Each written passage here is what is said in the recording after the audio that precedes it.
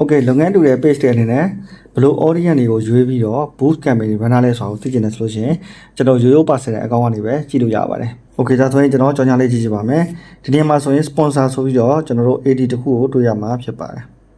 ဒီကြော်ညာအနေနဲ့ဘယ်လို target audience တွေကိုရွေးထားလဲဆိုတာကိုသိချင်တယ်ဆိုလို့ရှိရင်ကျွန်တော်ဒီ page က$3လေးကိုနှိပ်ပေးရမှာဖြစ်ပါတယ်ပြီးလို့ရှိရင်ဒီနေရာမှာတွေ့မြင်ရတဲ့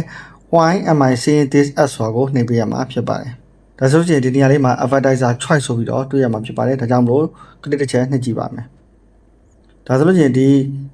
ကြော်ညာအနေနဲ့ကျွန်တော်တို့ target audience က20နဲ့အထက်ကိုရွေးထားတွေ့ရတယ် primary location ကတော့မြန်မာနိုင်ငံကိုရွေးထားတာကိုတွေ့မြင်ရမှာဖြစ်ပါတယ်ဒီကြော်ညာလေးမှာတော့ interest မရွေးထားဘူးလို့တော့ဒါအကြံဉာဏ်ပြောလို့တော့ရပါတယ်အဲဆိုနောက်တစ်ခုကိုထပ်ကြည့်ပါမယ် Okay ဒီမှာဆိုလည်းနောက်ထပ်ကြောင်းလေးတစ်ခုတွေ့ရပါပြီအဲ့တော့ထုံးစံနိုင်မယ်$3လေးကိုနှိပ်လိုက်ပါမယ်ပြီးရင် why am I seeing as ကိုနှိပ်ပါမယ်ဒါဆိုရင်ဒီနေရာမှာကျွန်တော် audience ရွေးထားတာကိုပါတွေ့မြင်ရမှာဖြစ်ပါတယ်အသေးသေးသိချင်တယ်ဆိုရင်တော့ထပ်ပြီးတော့နှိပ်ကြည့်ပါမယ် Okay ဒါဆိုလို့ရှိရင်ဒီနေရာလေးမှာ interest တွေ behavior တွေအကုန်လုံးကိုရွေးထားတာကိုတွေ့ရမှာဖြစ်ပါတယ်အသက်အနေနဲ့ကတော့24အထက်ကိုရွေးထားတာတွေ့ရမှာဖြစ်ပါတယ် location ကတော့မြန်မာကိုရွေးထားတာကိုတွေ့ရမှာဖြစ်ပါတယ်ဒါကိုအသေးသေးထပ်ပြီးသိချင်တယ်ဆိုရင်တော့ဒီဘက်မြားလေးတွေထပ်ပြီးတော့နှိပ်ကြည့်ပြီးလို့ရပါတယ်